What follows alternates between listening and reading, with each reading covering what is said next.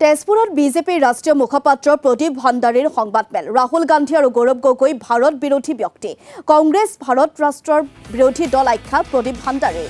দেশৰ প্ৰতিৰক্ষা ক্ষেত্ৰৰ বাবে আবণ্টিত অস্ত্ৰ শস্ত্ৰৰ ক্ষেত্ৰতো ৰাহুল গান্ধীয়ে প্ৰশ্ন কৰে বুলি মন্তব্য সংবাদমেলত। গৌৰৱ গগৈৰ পত্নীৰ বিৰুদ্ধেও সৰব প্ৰদীপ ভাণ্ডাৰী। পাকিস্তানী ইণ্টাৰমিডিয়েট মিনিষ্ট্ৰীৰ সৈতে গৌৰৱ গগৈৰ পত্নী কি সম্পৰ্ক তাক লৈ প্ৰশ্ন উত্থাপন মুখপাত্ৰগৰাকীৰ। পাকিস্তানী এজেণ্ট গৌৰৱ গগৈক কিয় গ্ৰেপ্তাৰ কৰা হোৱা নাই বুলিও প্ৰশ্ন প্ৰদীপ ভাণ্ডাৰীৰ। সংশ্লিষ্ট সংস্থাই শীঘ্ৰে আইনগত ব্যৱস্থা গ্ৰহণ কৰিব বুলি সৰব হ'ল বিজেপিৰ ৰাষ্ট্ৰীয় মুখপাত্ৰগৰাকী। কেন্দ্ৰীয় বাজেট সন্দৰ্ভতো সংবাদমেলত মন্তব্য প্ৰদীপ ভাণ্ডাৰীৰ। বিকশিত ভাৰত 2047 লক্ষ্য আগত ৰাখি সুৰক্ষিত অসম তথা উত্তৰ পূৰ্বাঞ্চল আৰু মহিলা সবলীকৰণৰ প্ৰতি গুৰুত্ব প্ৰদান কৰি এইবাৰৰ বাজেট প্ৰস্তুত কৰা হৈছে বুলি মন্তব্য মুখপাত্ৰগৰাকীৰ। डिफेंस का बजट 2013 में क्या था, कितना कैपेक्स था, मात्र कितना था बताइए आप? वो 2 लाख करोड़ भी नहीं था। It was not even 2.5 lakh crore.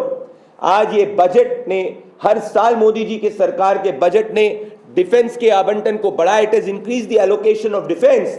अब ये बढ़कर 7.1 लाख करोड़ हो चुका है। इसका फायदा किसको होगा? इसका फायदा हमारे देश को होगा।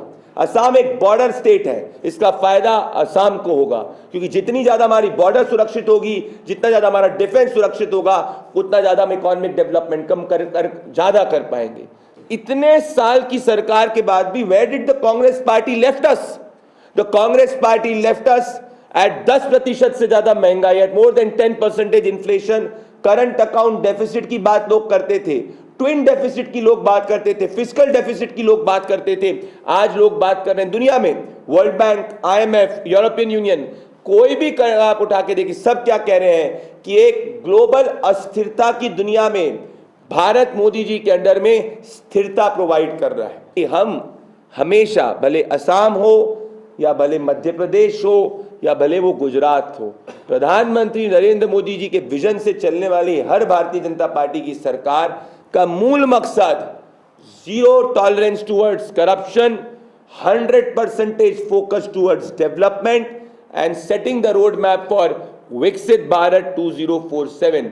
ये बजट विकसित असम 2047 को आगे बढ़ाने के लिए, विकसित भारत 2047 को आगे बढ़ाने के लिए इस देश की आने वाली युवा पीढ़ी को, उसके उज्जवल भविष्य को, जिससे उसको बाहर जाना पड़े, आज वो उसको वही इकोनॉमिक अपॉर्चुनिटीज अपने घर के पास मिले, अपने देश में मिले।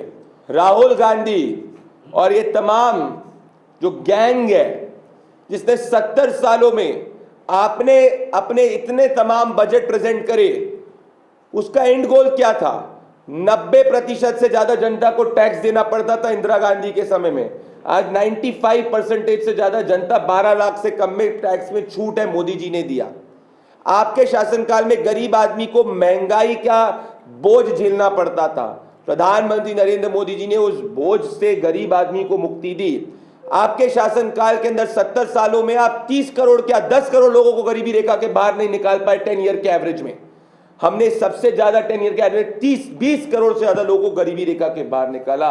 और नेहरू ने, my heart goes to the people of Assam, क्योंकि ये हमेशा से नॉर्थ ईस्ट, असम और देश के किसी भी कोने के प्रति ये इनका रवैया एक परिवारवादी का रवैया होता था। They used to always rule like the Mughals used to rule.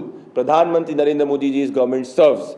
तो आज इस बजट की प्रेस कॉन्फ्रेंस में बजट की मुख्य बिंदु जो ये विकसित भारत 2047 का बजट है, ये एक रिफॉर्म एक्सप्रेस बजट है जो विकसित असम 2047 बनाने में एक बूस्टर डोज देगा।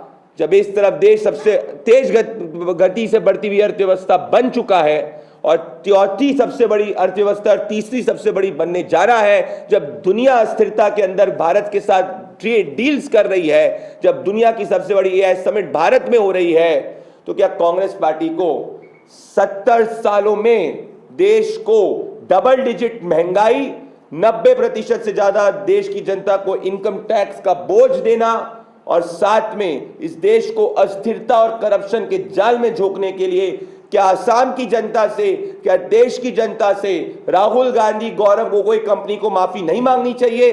कांग्रेस जो बजट बनाती थी वो देश का बंटाधार करता था।